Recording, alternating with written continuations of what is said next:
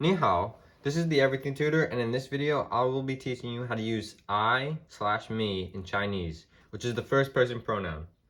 So the pinyin for I or me is wo, here, W-O, third tone over the O, and this is the character for it.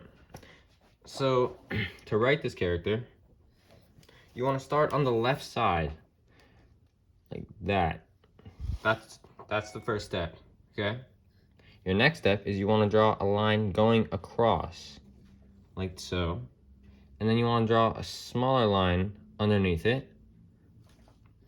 And then you want to draw a line on the other side, on the right side, going down like that.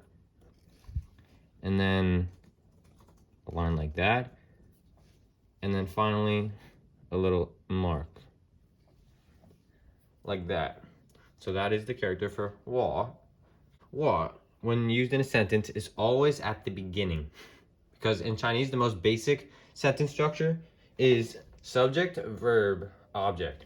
The subject is who, like, the sentence is being referred to. Like, if I were to say, I play basketball, I is the subject, and then after the subject comes the verb, which is, in that sentence that I just said, would be play, and then the object, basketball.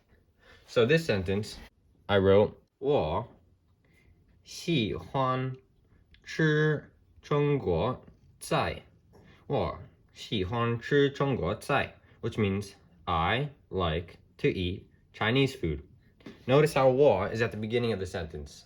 我 is, like I said, the first person pronoun in Chinese. If you want to make 我 plural and make it the first person plural pronoun in Chinese, you add 们 to it. This is the character for men. So you just write 我们, spelled like this.